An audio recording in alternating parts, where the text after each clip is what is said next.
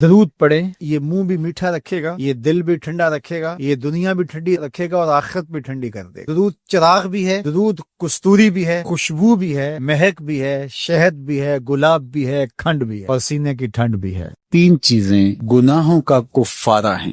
فَإِسْبَاغُ الْوُضُوءِ فِي الصَّبَرَاتِ، جھاڑے میں ٹھنڈے موسم میں پورا وضو کرنا ہے، مکمل اہتمام کے ساتھ وضو کرنا موسم سرما میں، یہ گناہوں کو مٹا ڈالتا ہے۔ اور دوسری چیز ارشاد فرمائی وَإِنْتِظَارُ الصَّلَاةِ بَعْدَ الصَّلَاةِ، ایک نماز کے بعد دوسری نماز کا انتظار کرنے بیٹھ جانا، کہ عصر پڑھ لی اب مغرب پڑھ کے جائیں گے، مغرب پڑھی اب عشاء پڑھ کے جائیں گے، تو ایک نماز کے بعد دوسری نماز کا انتظار۔ حضرت عبداللہ ابن عباس رضی اللہ تعالیٰ عنہ فرماتے ہیں کہ حضور فرماتے ہیں کہ میں نے اپنے رب کی زیارت کی۔ حضرت عبداللہ ابن عباس فرماتے ہیں کہ میرا گمان ہے کہ یہ حضور کسی خواب کی کہانی سنا رہے ہیں۔ تو ارشاد فرمایا کہ جب میں نے اپنے رب کی زیارت کی تو میرے رب نے مجھے کہا کہ یہ فرشتے جو ملائے اعلیٰ میں بحث کر رہے ہیں، یہ کس امر میں گفتگو کر رہے ہیں؟ فرشتے کسی معاملے میں تکرار کر رہے تھے، تو ان کی گفتگو کس عنوان سے ہے؟ تو میں نے کہا کہ مالک تو بہتر جانتا ہے، مجھے معلوم نہیں ہے۔ تو اللہ نے اپنا دست قدرت میرے دو کندھوں کے درمیان رکھا اور اس کی ٹھنڈک میں نے سینے میں محسوس کی۔ فَتَجَلَّ لِي كُلُّ شَيْءٍ وَعَرَفْتُ، ہر شے میرے سامنے روشن ہو گئی اور میں نے ہر شے کو دیکھ بھی لیا اور پہچان بھی لیا۔ تو پھر میرے رب نے کہا کہ اب بتاؤ، تو ظاہر ہے اس کا دست قدرت میرے دو کندھوں کے درمیان آیا اور ہر شے میرے سامنے آ گئی۔ تو میں نے عرض کی یا اللہ، یہ کفارات اور درجات کے بارے میں آپس میں بحث کر رہے ہیں، اور وہ کفارات کیا ہے؟ المکث فی المساجد بعد الصلاۃ، نماز کے بعد مسجدوں میں رک جانا کہ دوسری نماز پڑھ کے جائیں گے۔ اس پر فرشتے ملائے اعلیٰ میں، عالم بالا میں بیٹھ کے گفتگو کر رہے ہیں۔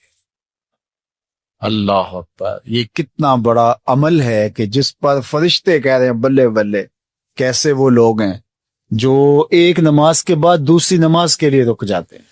اور ایک حدیث پاک میں آتا ہے صحیح بخاری میں، 7 اشخاص ایسے ہیں قیامت کے دن کڑکتی دھوپ میں جب کوئی سایہ نہیں ہوگا، اللہ انہیں اپنے عرش کا ٹھنڈا سایہ عطا فرمائے۔ ان میں سے ایک وہ آدمی جس کا دل مسجدوں کے ساتھ جڑا ہوا ہے، مسجد کی حاضری اسے بہت پسند ہے۔ دوسرا والمشیو علی الاقدام الی الجماعات، جماعات کے لیے، فرض نمازوں کے لیے مسجد کی طرف چل کے پیدل جانا۔ ہر قدم کے بدلے میں درجے بلند ہوتے اور گناہ معاف ہوتے ہیں۔ اللہ اکبر۔ یہ طلب کی گئی کہ دعا کیجئے کہ میرا گھر مسجد سے نیڑے ہو، تو کہا نہیں، تم جتنے قدم چل کے آتے ہو اتنے تمہارے گناہ معاف ہوتے، اتنا ہی تمہیں ثواب ہوتا ہے۔ تو یہ چل کر کے آنا گناہوں کا کفارہ ہے۔ تیسری چیز ارشاد فرمائی کہ وَإِسْبَاغُ الْوُضُوءِ فِي الْمَكَارِهِ، مشکل صورتحال میں وضو پورا کرنا۔ اور وہ سردیوں کے اندر مشکل ہوتا ہے کہ پانی بہت ٹھنڈا ہے، تو اس وقت بندہ کہتا ہے چلو ایک دفعہ بھی گزر ہو جائے گی، اگر ایک دفعہ بھی چہرہ دھو لیں گے وضو تو ہو جائے گا، لیکن سنت طریقے سے 3 بار ہی دھونا، اور 3 بار ہی جو ہے وہ پاؤں دھونے، اور 3 بار ہی باقی اعضاء دھونے، تو یہ مشکل ہوگا وضو میں ٹھنڈے پانی سے۔ تو بہرحال مشکل میں وضو جو بندہ کرتا ہے تو اللہ کے لیے کر رہا ہوتا ہے۔ اللہ اکبر۔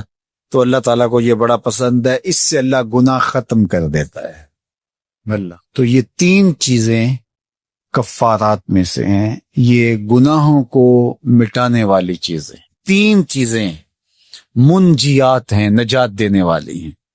تو اس لیے اللہ کے محبوب نے فرمایا 3 چیزیں نجات دینے والی، ان میں سے پہلی چیز کا ذکر کیا، غصے کی حالت کے اندر اور رضا کی حالت کے اندر عدل کے تقاضوں کو پورا کرنا۔ اللہ اکبر۔ والقصد فی الفقر والغنا، دوسری چیز فقر میں اور غنا میں، خوشحالی میں، آسودگی میں اور غربت میں، دونوں حالتوں کے اندر میانہ روی سے چلنا. یہ نہیں ہے کہ آپ کے پاس پیسے زیادہ آ گئے تو فضول خرچ بن جائیں، اور اگر جو ہے وہ حالات تھوڑے سے تنگ ہوئے ہیں تو بالکل ہی بخل کریں. دونوں حالتوں کے اندر میانہ روی کے ساتھ چلنے والا کبھی کنگال نہیں ہوتا. اللہ اکبر. والذین اذا انفقوا لم یسرفوا ولم یقتروا وکان بین ذلک قواما. فرمایا کہ وہ لوگ جب خرچ کرتے ہیں نہ تو فضول خرچی کرتے ہیں اور نہ ہی وہ بخل کرتے ہیں، بلکہ جو درمیان والا راستہ ہے اس راستے کو اختیار کرتے ہیں. تو درمیانی راستہ چلنے والا ہی سرخرو، کامیاب اور بامراد ہوتا ہے. اس لیے دونوں صورتوں کے اندر ارشاد فرمایا کہ میانہ روی کرنا. وخشیت اللہ فی السر والعلانیہ، اعلانیہ بھی اور مخفی بھی دونوں حالتوں میں اللہ سے ڈرنا ہے. یہ نجات دینے والی چیز ہے. جو لوگوں کے سامنے اللہ سے ڈرتا ہے اور مخفی جگہ پر جا کر کے اللہ سے نہیں ڈرتا تو وہ اعلانیہ طور پہ ریاکاری کر رہا ہے، اللہ سے نہیں ڈرتا. تو مخفی طور پہ بھی اللہ سے ڈرے اور اعلانیہ طور پہ بھی اللہ سے ڈرے. ان الذین یخشون ربہم بالغیب لہم مغفرۃ واجر کبیر. جو اللہ تعالیٰ سے بن دیکھے ڈرتے ہیں، اللہ جل شانہ نے ان کے لیے مغفرت بھی رکھی ہے اور بہت بڑا اجر بھی رکھا ہے. اور وہی حدیث جو میں نے آپ کے سامنے رکھی کہ 7 اشخاص قیامت کے دن عرش الہی کے سائے تلے ہوں گے، ان میں سے جو 7واں شخص ہے اس کا ذکر حضور نے ارشاد فرمایا وَرَجُلٌ ذَكَرَ اللَّهَ خَالِيًا فَفَاضَتْ عَيْنَاهُ. وہ شخص جو تنہائی میں بیٹھا اور اللہ کو یاد کرنے لگا اور اس کی آنکھیں آنسوؤں کا خراج دینے لگی، اللہ کے خوف سے اس کی آنکھوں سے آنسو ٹپکنے لگے. تو فرمایا قیامت کے دن جب کوئی سایہ نہیں ہوگا، اللہ اس شخص کو اپنے عرش کا ٹھنڈا سایہ عطا فرمائے. تو لوگوں کے سامنے آنسو بہانا اور تنہائی کے اندر آنکھوں کو نوری نصیب نہ ہو تو یہ ریاکاری ہے. اور ریاکاری تو ایک ایسا جرم ہے، ایک ایسا گناہ ہے جس کو شرک اصغر کہا گیا. کسی گناہ کو شرک نہیں کہا گیا سوائے ریاکاری. تو ریاکاری کو شرک اصغر کہا گیا ہے. تو اعلانیہ طور پہ بھی اللہ سے ڈرو اور مخفی طور پہ بھی اللہ سے ڈرو. لیکن اگر خلوت اور جلوت میں فرق ہے تو یہ بدترین صورتحال ہے. یہ محبت جو رب سے ہے، ہماری محبت، اس میں شکوے کی، شکایت کی گنجائش ہی نہیں ہے. یہ محبت رضا سے پروان چڑھتی ہے اور بندہ تسلیم اور رضا کے دائرے میں آگے بڑھتا ہے اور اللہ کی محبت کا نور پاتا ہے. اور خشیت جو اس کے اوپر طاری ہوتی ہے وہ بھی بوجہ محبت ہوتی ہے کہ میں اللہ جل شانہ سے پیار کرتا ہوں تو وہ مجھ سے روٹ نہ جائے. تو پھر اس کے احکام کی بجا آوری، اس کے احکام کی تعمیل اور اس کے بتائے ہوئے طریقے حیات کے مطابق زندگی کا بسر کرنا، یہ لازم حیات بن جاتا ہے. تو یہ محبت اپنے تمام تقاضوں کے ساتھ پھر پروان چڑھتی ہے. تو اللہ سے محبت یہ ہے کہ اس کے احکامات کو تسلیم کیا جائے اور ان پر عمل پیرا ہوا جائے، اور اس محبت کو اتنا خالص رہنا چاہیے کہ اس کے اندر کوئی ذاتی غرض کسی بھی صورت کے اندر جو ہے وہ شامل نہ ہونے پائے. یعنی وہ اپنی محبت کو بندے سے، جس محبت کا وہ مطالبہ کرتا ہے اور جس چیز کا وہ متقاضی ہے بندے سے، وہ ایسی محبت ہے جس کے اندر ایک ذرے کے برابر بھی ملاوٹ جو ہے وہ اللہ برداشت نہیں کرتا. اور یہ بات میں آپ کو بتاؤں کہ سب اس دنیا کے اوپر جتنے بھی ہم گناہ کرتے ہیں، صرف ایک گناہ کو ہی شرک کہا گیا ہے، شرک اصغر. شرک کے علاوہ، حقیقی شرک کے علاوہ اگر کسی گناہ کو شرک کہا گیا ہے تو وہ ریا کو کہا گیا ہے. ریا میں انسان اس عمل میں کسی بندے کو شریک کرتا ہے، یعنی کسی بندے کی رضا جوئی کے لیے، کسی بندے سے کچھ غرضیں سمیٹنے کے لیے، اور کسی بندے کی خوشنودی کے لیے، یا اپنے نفس کو اس میں شامل کر کے وہ ریا کے ذریعے سے اپنے عمل کو ملوث کرتا ہے. تو وہ عمل پھر خالص نہیں رہتا. تو صرف جو شرک اصغر کہا گیا اعمال میں سے، وہ ریا کو کہا گیا، اور یہ ایک رائی کے دانے کے برابر بھی قابل قبول. اللہ اکبر.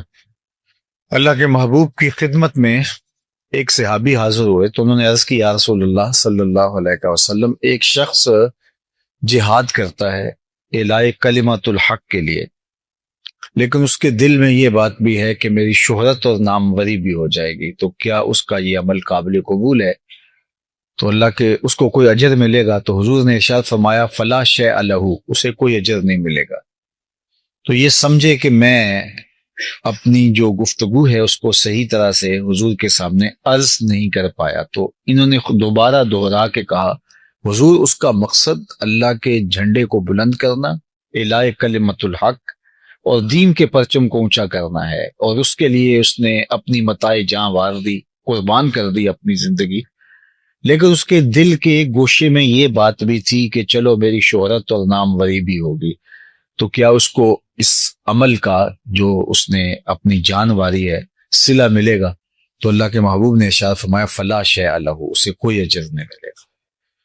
تو یہ پھر پریشان ہوئے، تو تیسری مرتبہ انہوں نے پھر کہا حضور اس کا مقصد اللہ کے دین کے پرچم کو بلند کرنا، اللہ کے دین کے جھنڈے کو اونچا کرنا، سر بلندی اسلام ہے، لیکن یہ بات ضمن میں ہے کہ چل جب یہ ہوگا تو ساتھ یہ بھی تو ہوگا ہی ہوگا۔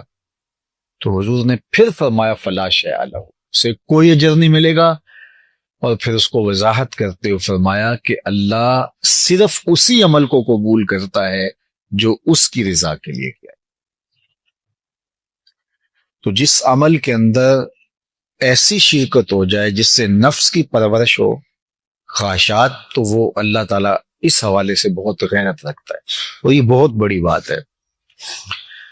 آپ بتائیے کہ سب سے برا عمل کیا ہے؟ جہنم میں ایک وادی ہے، حدیث پاک میں آتا ہے کہ وہ اتنا عذاب ہے اس وادی کے اندر کہ ایک دن میں 600 مرتبہ جہنم بھی اس وادی سے پناہ طلب کرتی، پناہ مانگتی، اللہ مجھے اس وادی سے بچا۔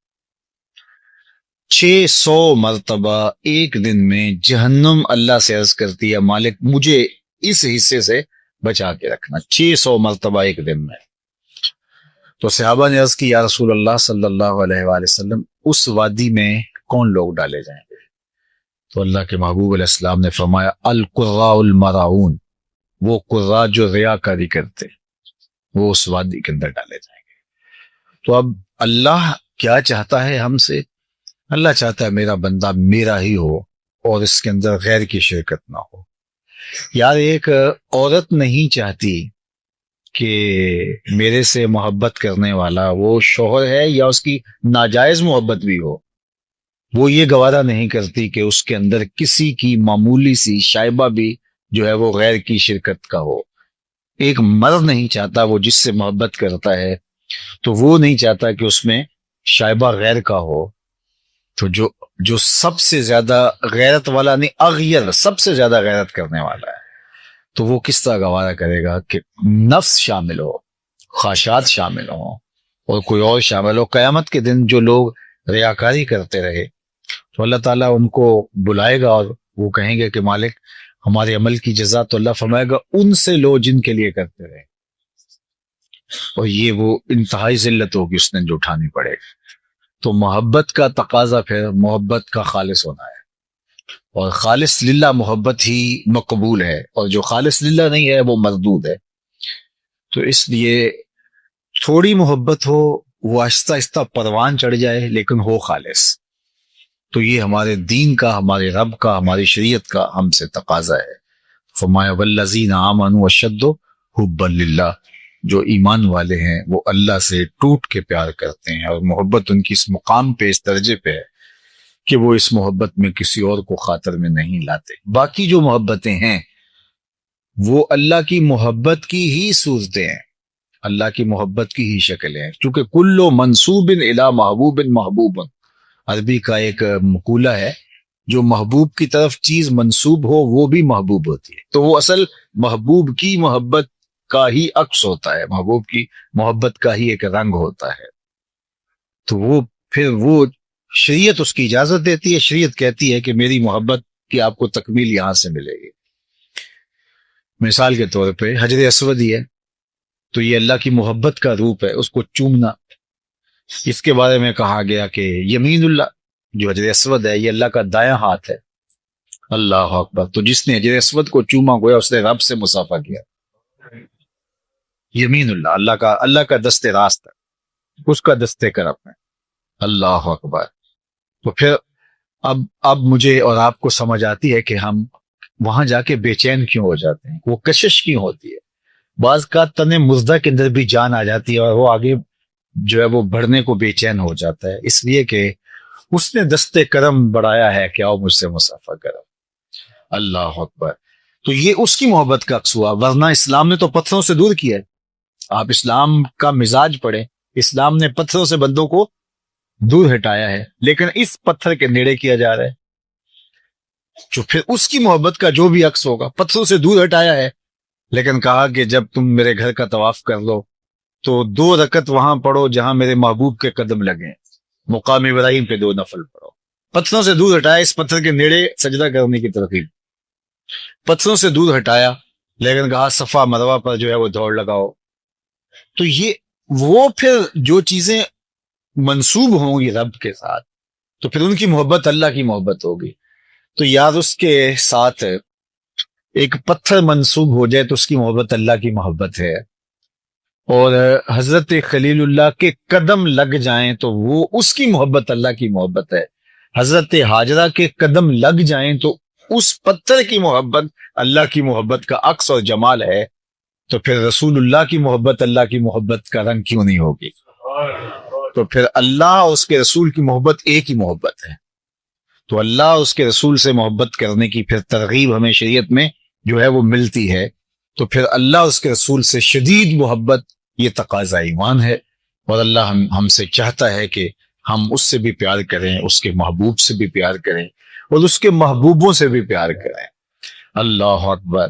اور اللہ تعالیٰ جل شانہ تو ان نسبتوں کی تکریم کا بھی حکم دیتا ہے کہ جو انبیاء کے ساتھ، اس کے برگزیدہ بندوں کے ساتھ جڑی ہیں اور ان سے دور کی نسبت پیدا ہوئی ہے، تو ان کی بھی تعظیم اور ان کی تکریم کا بھی شریعت اسلامیہ میں درس دیا گیا۔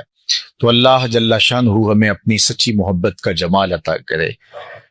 آج ایک بندہ چوری کرتا ہے، ڈاکے مارتا ہے، ظلم کرتا ہے، جور و تعدی کے بازار کو گرم رکھتا ہے، اپنی طاقت کے بل بوتے پر، اقتدار کے بل بوتے پر، اپنی اثر و رسوخ کے بل بوتے پر، اپنے منصب کے بل بوتے پر وہ کمزور کو دبا لیتا ہے، غریب کی گردن مروڑ دیتا ہے، غریب اس کے سامنے بات نہیں کر سکتا، اور ساری زندگی وہ ڈاکو، وہ چور، وہ بدماش، وہ غنڈا، وہ اشتہاری دناتا رہتا ہے، اور اس کو نہ کوئی عدالت پکڑتی ہے اور نہ قانون اس کی گرفت کر سکتا ہے، اور نہ بستی میں، محلے میں، گلی میں اس کے سامنے کوئی آواز اٹھا سکتا ہے، اور کمزور ساری زندگی پسا رہتا ہے۔ تو مرنے کے بعد اس لیے وہ عدالت رکھی۔ اللہ تعالیٰ نے قرآن مجید میں ارشاد فرمایا قیامت کے دن کیا ماننے والے اور انکار کرنے والے دونوں، کیا ہم ان کے ساتھ ایک جیسا سلوک کریں گے؟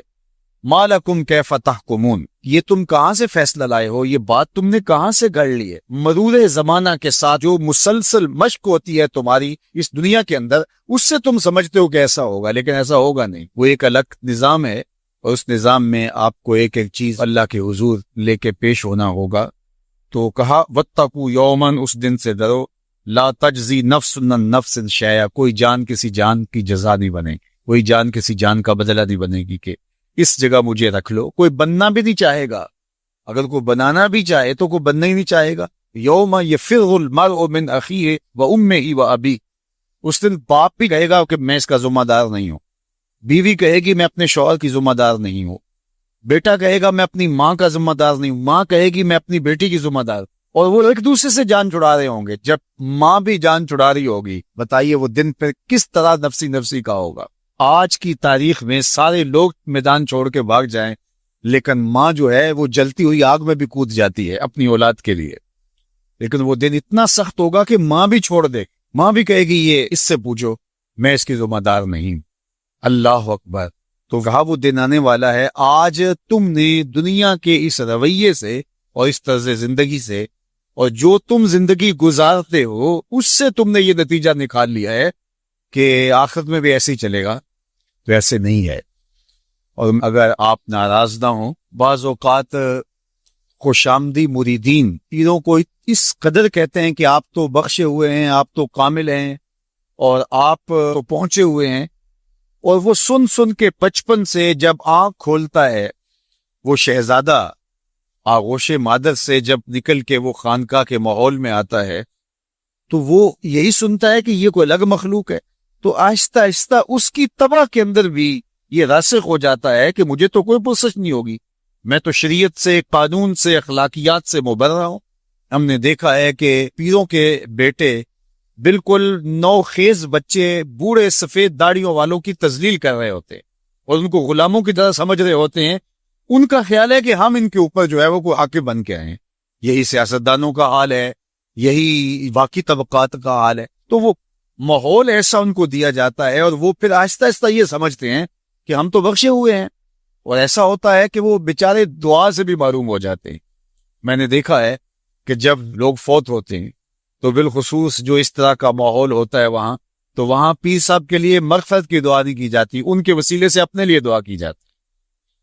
تو یار کیسی معلومی ہے کہ جو دعائیں مغفرت کی، غفران کی، باوجود کے پیغمبروں کے دامن پہ کوئی گناہ کا دبا اور داغ نہیں تھا، لیکن اللہ سے وہ استغفار بھی طلب کرتے رہے اور اپنے لیے غفران و رحمت کی دعائیں بھی مانگتے رہے۔ اصحاب پیغمبر، اولاد رسول سب یہ کچھ کرتے رہے۔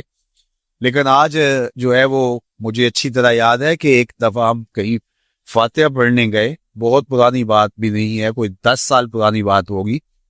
تو وہ جو صاحب فوت ہوئے تھے تو میں نے غفران و مغفرت کا کوئی لفظ کیا تو میری طرف بڑی تیکھی نظروں سے لوگ لکھنے لگے، یعنی کیا آپ ان کے لیے مغفرت کی دعا کریں گے؟ یعنی یہ تو بخشے ہوئے ہیں، میں اور آپ کسی کے لیے گمان کر سکتے ہیں، دعا دے سکتے ہیں، لیکن قطعاً کہنا ہمارے لیے مشکل ہے۔ تو پھر کیا کریں گے؟ ہم دعا مانگیں۔ نیک سے نیک پارسا شخص بھی ہو، ہمیں یہ بتایا گیا کہ اس کی خوبیوں کو بیان کرو، اس کی اچھائیوں کو بیان کرو، اس کے اچھے اعمال کا ذکر کرو اور اس کے بارے حسن ظن رکھو، لیکن اس کی مغفرت کے لیے دعا کرو۔ اللہ کسی قوم کو ذلیل اور رسوا نہیں کرتا جب تک وہ اللہ کے حکموں کا انکار نہیں کرتے۔ قومیں رسوا اور ذلیل تب ہوتی ہیں جب اللہ کے حکام سے رخ پھیرے اور اعراض کرے، پھر قوموں کو پیس کے رکھ دیا جاتا۔ ماضی کے اندر جو قوموں کو عذاب دیے گئے تھے وہ حصی تھے، اور حضور علیہ الصلوۃ والسلام کے بعد جو عذاب آتے ہیں وہ حصی نہیں ہے، وہ مانوی ہیں۔ ماضی کے اندر جو قوموں کو عذاب دیے گئے، ان پہ پتھر اترے، ان کے اوپر جوؤں کا عذاب آیا، ان کے اوپر مینڈکوں کے عذاب آئے، طوفان آئے، ڈبو دیے گئے، ان کی شکلیں مسخ کر دی گئی، خنزیر اور بندر بنا دیا گیا، مختلف صورتوں میں تبدیل کر دیا گیا۔ لیکن اس امت میں ایسا نہیں ہوگا، مسخ حقیقی نہیں ہوگا، مانوی مسخ ہوگا۔ مطلب کیا کہ حقیقی مسخ تو یہ ہے چہرے بدل جائے، مانوی مسخ ہے چہرے نہ بدل جائے، سوچ غلط ہو جائے۔ یہ ہے مسخ مانوی، اندر بدل جائے، اور وہ عذاب مانوی ہوگا، اور اس عذاب مانوی کی صورت تشتت ہے، افتراق ہے۔ قومیں جب افتراق میں مبتلا ہوتی ہیں تو یہ اللہ تعالیٰ جل شانہ کی ناراضگی کا روپ۔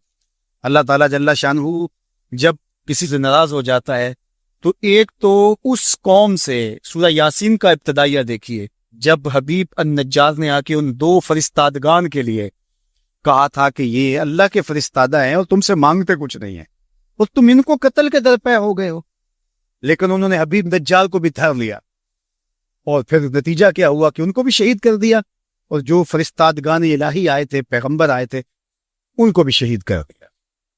اور سورہ یاسین میں وہ سارا واقعہ موجود ہے، اور وہاں پڑھیے اللہ نے جو ان کے اوپر عذاب نازل کیا، ایک تو وہ چیخ تھی جس نے ان کو آ لیا، اور پھر وہ جو ہے وہ اپنے گھروں میں گرے پڑے ہو گئے، اور دوسرا جو عذاب اللہ تعالیٰ نے دیا اس قوم کو، اللہ تعالیٰ نے فرمایا پھر ہم نے ان کی طرف کوئی ہادی بھیجا نہیں۔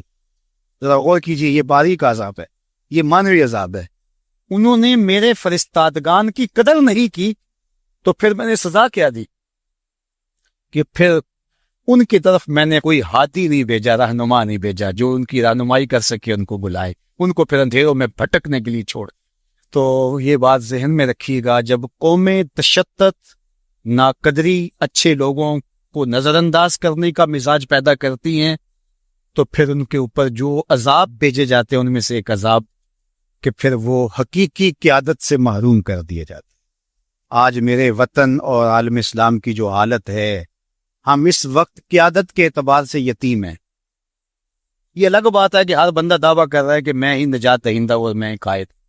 مذہبی لوگ بھی، سیاسی لوگ بھی سب کہتے ہیں کہ میرے بغیر تو چرخ کا پہیہ ہی نہیں گھوم سکتا، میں ہی سب کچھ۔ لیکن حقیقی طور پہ اگر دیکھیں تو یہ امت بے امام ہے۔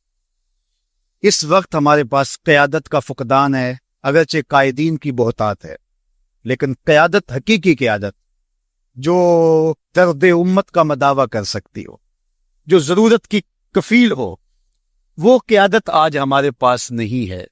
اقبال نے بھی کہا تھا، اٹھانا پھر کوئی رومی عجم کے لالہ زاروں میں، وہی آب و گل ایران، وہی تبریز ہے ساکی۔ اور ایک دوسرے مقام پہ یہاں کے حالات کا، چمن میں رخت گل شبنم سے تر ہے، سمن ہے سبزہ ہے باد سار، مگر ہنگامہ ہو سکتا نہیں گرم، یہاں